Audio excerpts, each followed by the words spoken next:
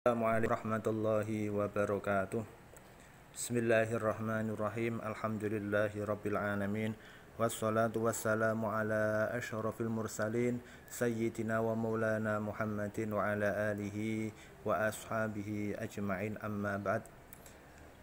Santri-santri kelas 3 MTS Qudsiyah yang Bapak Guru sayangi, hormati, marilah kita awali pertemuan pada kali ini dengan bacaan suratul Fatihah. Semoga kita senantiasa mendapatkan kesehatan, keselamatan, keberkahan, sehingga mendapatkan ilmu yang barokah, manfaat fiddin wa dunya wal akhirah bi barakatil Fatihah. A'udzu billahi minasyaitonir rajim. Bismillahirrahmanirrahim. Alhamdulillahi rabbil alamin arrahmanir rahim maliki yaumiddin. Iyyaka na'budu wa iyyaka nasta'in. Ihdinas siratal mustaqim. Siratal ladzina an'amta 'alaihim ghairil maghdubi 'alaihim waladdallin. Rabbighfirli wa liwalidayya wa lil mu'minina amin. Bismillahirrahmanirrahim.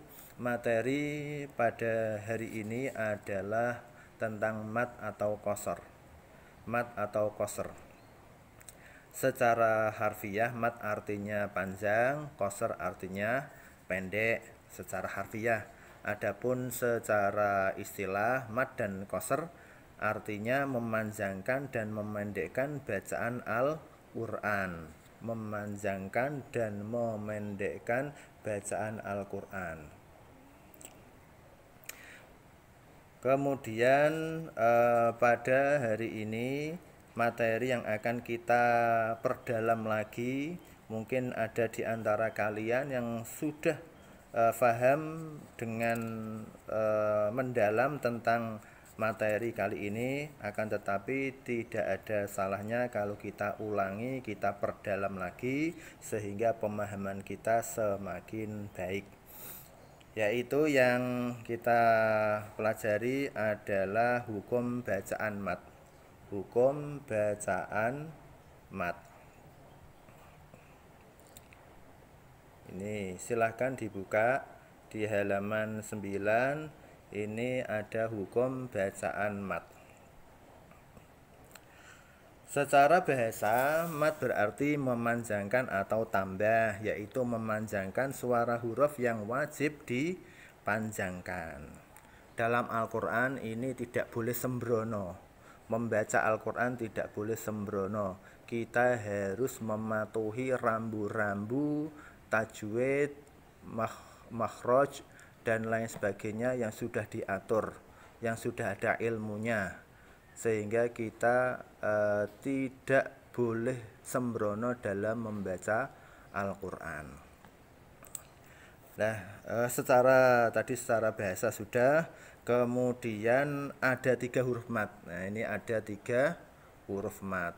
Huruf apa saja? Ada 3 huruf mad. Huruf mad ada 3, yaitu wawu, ya, dan alif. Kalau dalam ilmu nahwu shorof, wawu, ya, alif disebut huruf lat. Nah, kalau dalam ilmu nahwu namanya huruf lat, wawu, ya, alif. Akan tetapi dalam ilmu tajwid, wawu, ya, alif ini disebut huruf mad. Disebut huruf mad. Ketentuannya adalah apabila ada wawu sukun, apabila ada wawu sukun jatuh setelah dhammah, atau ketika ada ya sukun jatuh setelah kasroh, dan ketika ada alif jatuh setelah harokat fathah. Ini yang disebut dengan mad. Cara membaca mad ada 3. Ada yang bacanya itu qasar, ada bacanya tawasud atau tengah-tengah, dan ada yang tul. Tul itu panjang. Yang qasar itu panjangnya adalah 1 alif atau 2 harokat. 2 harokat itu bagaimana? Cara mengukur 2 harokat adalah dengan 2 kali ketukan. Ini contoh dua harokat. Yang kedua, tawasud. Tawasud artinya tengah-tengah atau tidak terlalu panjang, juga tidak koser, tidak pendek. Kategorinya panjang 1,5 alif atau 3 harokat, 3 ketukan. Kemudian yang ketiga adalah tul, artinya huruf mad dibaca panjang sampai 2,5 alif atau 3 alif. 2,5 alif berarti 5 harokat, 3 alif berarti 6 harokat atau 6 ketukan. Contoh, ini contoh 6 ketukan. Secara garis besar huruf bacaan mat itu ada dua. Ada dua. Yang pertama adalah mat asli, yang kedua adalah mat far'i. Saya ulangi, yang pertama adalah mat asli, yang kedua adalah mat far'i. Untuk mat asli itu hanya ada satu, disebut dengan mat tobi'i. Ini yang pertama ini disebut dengan mat asli ya. Ini hanya ada satu, yaitu mat tobi'i. Apa itu mat tobi'i? Mat tobi'i adalah mat biasa, mat sesuai dengan sifat dasarnya. Atau mat asli, cara membacanya dipanjangkan kira-kira 1 alif atau 2 harokat. Bagaimana pengertian mat tobi'i? Yaitu ketika ada huruf mat, wawu atau ya atau alif yang dibaca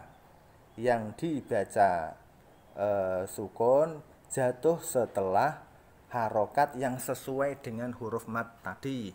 Wawu itu harokat yang sesuai adalah dhammah, ya harokat yang sesuai adalah kasroh, dan alif yang sesuai dengan harokat huruf alif adalah fathah. Nah, ulangi, untuk mat tobi'i yaitu ketika ada wawu sukun ketika ada wawu sukun jatuh setelah dhammah, atau ketika ada ya sukun jatuh setelah kasroh, dan ketika ada alif jatuh setelah harokat fathah. Ini disebut dengan mat tobi'i. Contoh yang ditulis di sini adalah iyyaka. Mana mat tobi'inya? Mana? Iyyaka, yaitu ketika ini contohnya adalah alif ya. Contohnya adalah alif jatuh setelah harokat fathah. Kemudian alladzina. Contohnya yang kedua alladzina, ada ya sukun jatuh setelah kasroh. Dan yang ketiga a'udzu, ada wawu sukun jatuh setelah dhammah. Ini disebut dengan mat tobi'i. Pembagian yang pertama itu mat asli hanya satu, mat tobi'i. Yang kedua adalah mat far'i. Mat far'i. Mat far'i itu banyak sekali, ada 13 macam. 13 macam. Apa saja 13 itu? Yang pertama adalah mat wajib mutasil. Bagian dari mat far'i yang pertama adalah mat wajib mutasil. Nah, ini mat wajib mutasil. Apa itu mat wajib mutasil? Yaitu ketika ada bacaan mat yang terjadi di mana ada mat tobi'i bertemu dengan huruf hamzah.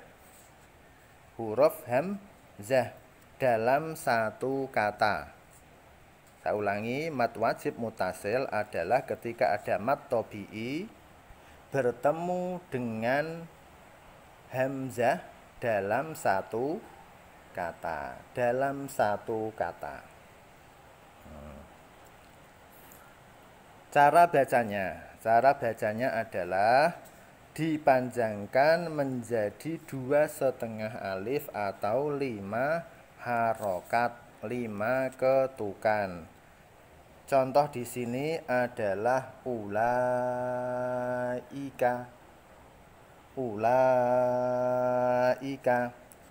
Ini ada mad tabi'i yaitu la panjang, ini yang namanya mad tabi'i. Tapi karena bertemu dengan hamzah setelahnya, yaitu ada hamzah ulai, ini adalah hamzah dalam satu kata, maka la ini tidak lagi menjadi mad tabi'i, tetapi bacaannya menjadi mad wajib muttasil. Kenapa? Karena bertemu dengan hamzah dalam satu kata. Contoh yang kedua, sawaun. Ini ada alif, sebelumnya berupa fathah berarti mad tabi'i, tapi bertemu dengan hamzah un ini adalah hamzah dalam satu kata, maka sawaun ini disebut dengan bacaan mad wajib muttasil. Panjangnya berapa? Panjangnya 2,5 alif atau 5 harokat. Contoh yang ketiga, ja'a. Ada mad tabi'i yaitu ja, ini adalah mad tabi'i bertemu dengan hamzah di belakang dalam satu kata, maka disebut bacaan mad wajib muttasil. Panjangnya adalah 5 harokat atau 2,5 alif. Yang ketiga, mad jaiz munfasil. Yang kedua dari mad far'i adalah mad jaiz munfasil. Mad jaiz munfasil. Yang ini mad jaiz munfasil. Mad jaiz munfasil pengertiannya adalah ketika ada mad tabi'i bertemu dengan hamzah, akan tetapi tidak berada satu kata, tidak dalam satu kata, alias dalam kata yang berbeda atau berlainan. Tidak dalam satu kata, ini yang mad jaiz munfasil. Panjangnya, sekarang panjangnya ada dua cara. Boleh disamakan dengan panjang mad tabi'i, yaitu hanya 1 alif 2 harokat, atau disamakan dengan panjangnya mad wajib muttasil, yaitu 2,5 alif atau 5 harokat. Berarti mad jaiz munfasil ini boleh dibaca 1 alif, boleh dibaca 2,5 alif. Contohnya apa ini? Contohnya adalah bima unzila inna a'tainaka wala antum. Yang pertama bima unzila.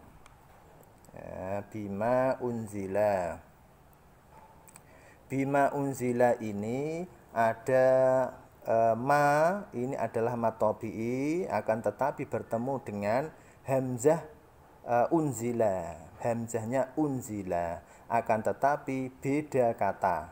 Bima satu kata, unzila kata yang kedua, beda kata, sehingga disebut mad jaiz munfasil. Contoh yang kedua, inna. Na ini mad tabi'i bertemu dengan hamzah tapi beda kata. Inna satu kata sendiri, a'tainaka satu kata sendiri. Karena beda kata, maka disebut dengan mad jaiz munfasil. Yang ketiga, wala antum. La ini mad tabi'i bertemu dengan hamzahnya antum. Beda kata. Wala satu kata sendiri, antum satu kata sendiri, sehingga disebut dengan mad jaiz munfasil. Panjangnya berapa tadi? Panjangnya adalah 2,5 alif atau 5 harokat. Boleh 1 alif atau 2 harokat. Itulah mengapa, karena boleh milih panjangnya 1 alif atau 2,5 alif, maka disebut mad jaiz munfasil. fasil. Ya. Untuk mengetahui, untuk mendeteksi ketika kalian membaca surat dalam Al-Qur'an, ketika dalam ayat ini itu termasuk mad wajib mutasil atau munfasil, untuk lebih memudahkan kita dalam mendeteksi, ada mudah sekali, yaitu dengan cara ketika hamzah itu kok berupa hamzah tidak ada alifnya, ketika hamzah itu tidak ada alifnya, sekali lagi ketika tidak ada alifnya atau garis vertikal, ketika tidak ada garis vertikalnya, contoh di sini adalah contoh ini, Bapak Guru tunjukkan ini hamzahnya tidak ada alifnya. Alif yang saya maksud adalah seperti ini, tidak ada alifnya, maka ini disebut dengan mad wajib mutasil. Beda dengan yang ini ya, yang mad jaiz munfasil. Yang mad jaiz munfasil ya, yang mad jaiz munfasil ini hamzahnya ada dikasih garis vertikal atau alif, dikasih gambar atau huruf alifnya. Contoh seperti ini. Contoh Pak Guru contohkan seperti ini. Mohon maaf. Contohnya adalah ini. Nah, ini ada yang model seperti ini, ada yang atasnya dikasih hamzah. Nah, ini ketika ada huruf mat, kok bertemu dengan hamzah model seperti ini, ada alifnya, mungkin ditambahi hamzah di atas, ini bacaannya adalah mad jaiz munfasil. Ini hanya untuk memudahkan kita mendeteksi ini itu bacaan mad wajib mutasil atau mad jaiz munfasil, hanya untuk memudahkan kita. Semoga bisa difahami. Kemudian materi selanjutnya yaitu mad iwad. Mad iwad, apa itu mad iwad? Iwad secara bahasa artinya ganti atau mengganti. Iwadun artinya mengganti. Secara istilah bagaimana? Secara istilah, mad iwad adalah hukum mad yang terjadi karena adanya penggantian fathah. Ada kata-kata penggantian. Ada penggantian fathah ten menjadi fathah karena diwakofkan. Berarti syaratnya kalau kita telaah lebih dalam, mad iwad itu syaratnya satu, harus ada fathah ten. Harus ada fathah ten. Yang kedua, syaratnya yang kedua adalah harus ketika diwakofkan. Ketika wakof, artinya ketika salah satu syarat ini tidak terpenuhi, maka tidak terjadi yang namanya mad iwad. Syaratnya apa tadi? Dua. Mad iwad bisa terjadi itu ketika ada fathah ten, fathah double atau fathah ten, kemudian ketika dibaca wakof. Cara bacanya itu dibaca panjang, satu alif atau dua harokat, seperti panjangnya mad tabi'i. Hanya satu alif dua harokat. Contoh sami'an basira. Nah, yang contohnya mana? Contohnya adalah basiron. Nah, basiron ini ada fathah ten di belakang, di akhir ayat. Kemudian basiron cara bacanya diwakofkan, berhenti di nasiron, maka cara bacanya adalah dengan bacaan mad iwad. Bagaimana caranya? Tanwin atau fathah ten tadi, ini diganti dengan fathah saja. Tanwinnya hi, lang. Contoh sami'an basiron menjadi sami'an basiro. Tanwinnya hilang, tanwin yang ada di kata basiron. Kemudian contoh yang kedua. Contoh yang kedua adalah aliman hakima. Aliman hakima. Man hakiman ini ada tanwin fathah ten, ini diganti menjadi fathah. Tanwinnya hilang karena diwakofkan. Sekali lagi karena diwakofkan. Cara bacanya aliman hakima. Panjangnya hanya satu alif atau dua harokat. Disebut dengan mata wat tadi mat iwat. Kemudian contoh yang ketiga adalah afwajan. Nah, ketika diwakafkan menjadi afwaja. Nah, jan ada fathah ten diganti menjadi alif karena diwakafkan. Mohon maaf, diganti dengan fathah karena diwakafkan. Panjangnya hanya satu alif atau dua harokat. Contoh afwaja.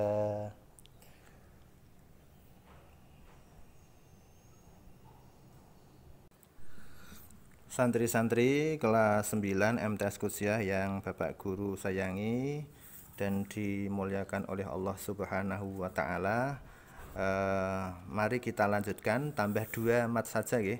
Tambah 2 mat, yaitu mat lain dan mat arid lisukun. Mat lain dan mat arid lisukun. Kita masuk yang mat lain dulu. Mat lain atau mat lain itu pengertiannya ketika ada wawu mati. Pengertiannya ketika ada wawu mati atau ya mati. Wawu mati atau ya mati jatuh setelah harokat fathah. Jatuh setelah harokat fathah, kemudian bertemu dengan huruf hidup setelahnya. Setelahnya ada huruf hidup, syaratnya harus diwakafkan. Sekali lagi saya ulangi, syaratnya pertama ketika ada wawu mati atau ya mati. Kemudian yang kedua, sebelum wawu mati atau ya mati, wawu sukun atau ya sukun tersebut sebelumnya berupa harokat fathah. Syarat yang ketiga, setelah wawu sukun atau ya sukun tersebut harus ada huruf hidup. Harus ada huruf hidup. Yang keempat, harus huruf hidup tadi itu dibaca wakof. Syaratnya harus dibaca wakof. Contoh di sini adalah li'ilafi Quraisy. Li'ilafi Quraisy. Ini ada ya sukun, sebelumnya berupa harokat fathah, setelahnya berupa huruf shin. Huruf hidup ada tanwinnya Quraisyin, akan tetapi dibaca waqaf, maka menjadi Quraisy. Panjangnya sekarang, panjangnya itu ada 3 pilihan, boleh 1 alif, boleh 2 alif, dan boleh 3 alif. 1 alif berarti 2 harokat, 2 alif berarti 4 harokat, dan 3 alif berarti 6 harokat. Nah, ini contoh yang pertama Quraisyin tadi. Yang kedua waswaif. Waswaif ini berarti ada ya sukun. Nah, ada ya sukun, sebelumnya berupa harokat fathah, setelahnya berubah huruf apa?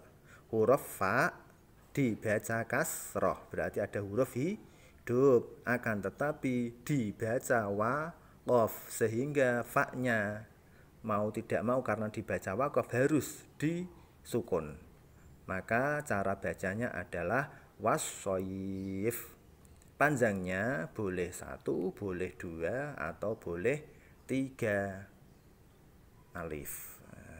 Kemudian contoh ketiga, khauf ada wawu sukun, sebelumnya berupa harokat fathah, setelahnya berupa huruf hidup apa? Huruf hidup fa yang di kasroh ten. Nah, karena dibaca wakof, harus dibaca wakof ini, maka fa-nya diganti sukun. Bacaannya sehingga menjadi khauf. Panjangnya boleh 1, 2, atau 3 alif. Sekarang yang coba yang 1 alif. Quraisy, wassoif, khauf. Ini yang contoh 1 alif. Yang 2 alif contoh. Quraisy, wassoif, khauf. Ini agak panjang. Atau boleh yang ketiga. Panjang yang ketiga yaitu 3 alif atau 6 harokat. Quraisy, wassoif, khauf. Ini contoh panjang-panjang dari mat lain. Lanjut untuk mat arid lisukun. Nah, mat arid lisukun secara harfiah arid artinya perkara sing anyar teko. Arid artinya hal atau sesuatu yang baru datang kemudian, asalnya tidak ada menjadi ada, ini namanya arid lisukun karena sukut. Artinya untuk lebih memudahkan pemahaman kita, ada harokat sukun yang datang belakangan. Sekali lagi, arid lisukun adalah ada harokat sukun yang datang belakangan. Ini secara pengertian yang mudah saja. Adapun yang pengertian yang istilah mat arid lisukun yaitu ketika ada mat tobi'i, bertemu dengan huruf yang dimatikan. Asalnya huruf hidup, huruf yang dimatikan karena wakof. Ketika ada mat tobi'i bertemu dengan huruf yang dimatikan karena wakof. Cara bacanya sama dengan mat lain, boleh 3 pilihan, boleh 1 alif atau 2 alif atau 3 alif. 3 alif boleh, tapi yang terbaik untuk mat arid lisukun yang paling utama dibaca sampai 3 alif atau 6 harokat. Nah, contoh di sini mustaqim, mustaqimun. Nah, ini seharusnya tanwin nggih. Mustaqimun. Ini ada mem di belakang, ada dhammah ten. Seharusnya dhammah ten itu. Mustaqimun. Ada dhammah ten. Sebelumnya itu ada matobi'i. Matobi'inya mana? Matobi'inya adalah ya sukun, sebelumnya berupa harokat kasroh. Ini kan matobi'i. Akan tetapi bertemu dengan huruf hidup, huruf yang diwakofkan, yaitu mem. Yaitu mem. Mustaqimun menjadi mustaqim. Contoh yang kedua, muhsinina. Muhsinina. Ini ada matobi'i yaitu ya sukun, sebelumnya harokat kasroh, kemudian bertemu dengan huruf, 1 huruf syaratnya, 1 huruf yang dibaca wakof yaitu nun. Kalau contoh di sini adalah nun fathah. Karena dibaca wakof sehingga fathahnya diganti menjadi sukun.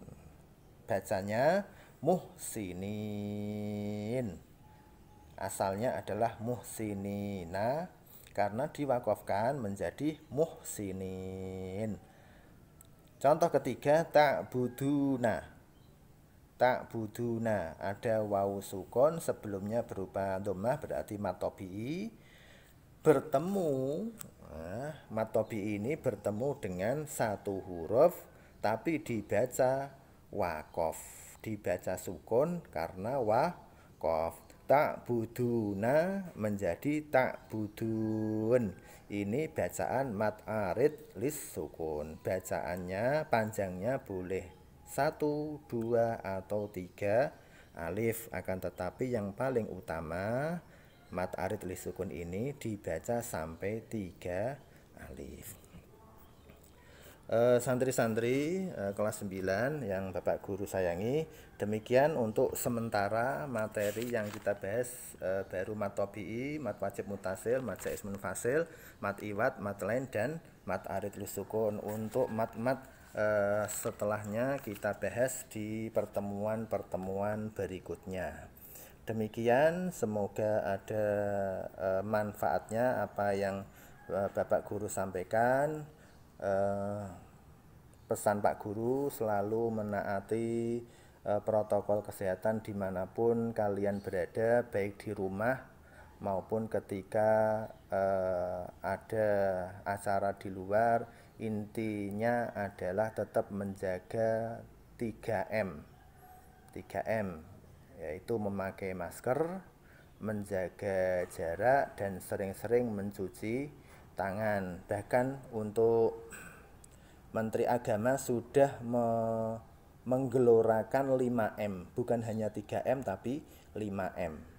Ini lebih detail lagi, menjaga jarak, kemudian mencuci tangan, memakai masker, menghindari kerumunan.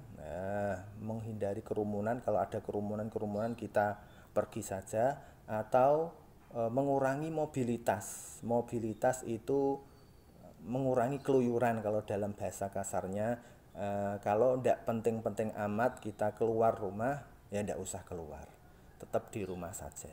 Tapi kalau ada kepentingan yang mendesak, memang sifatnya harus kita lakukan, harus keluar rumah, contoh sholat berjamaah di masjid, ya tetap kita keluar rumah untuk melakukan sholat jamaah dan lain sebagainya. Tapi ketika tidak ada keperluan yang penting, yang sekedar jagong-jagong atau mungkin hanya kongko-kongko di pinggir jalan, itu kita hindari. Dan semoga ada manfaatnya. Terima kasih atas perhatian dari kalian semua. Semoga kita mendapatkan tambahan ilmu yang melimpah, yang banyak. Kalian menjadi santri-santri yang alim, yang pinter-pinter, yang akil, yang cerdas-cerdas. Tetap patuhi kedua orang tua kalian. Sehebat apapun, sepintar apapun kalian, kalau tidak taat terhadap orang tua, na'udzubillah min dzalik, hidup kita sebagai anak pasti terlunta-lunta atau tidak nikmat. Sebaliknya, kalau kita patuh kepada orang tua, saya yakin kita mendapatkan ridho kedua orang tua. Saya yakin kita sebagai anak, kalian sebagai putra-putra dari kedua orang tua, itu akan mendapatkan hidup yang nikmat, yang sejahtera. Ada hadis, ridallah fi ridal walidain wa suhtullahi fi suhtil walidain. Mohon ini dipegang betul. Ridhone Gusti Allah itu terletak pada ridhone kedua orang tua, dan murkane Allah itu terletak pada murkane kedua orang tua. Semoga kita mendapatkan ridho kedua orang tua kita masing-masing. Amin amin ya rabbal alamin. Demikian akhirul kalam. Assalamualaikum warahmatullahi wabarakatuh.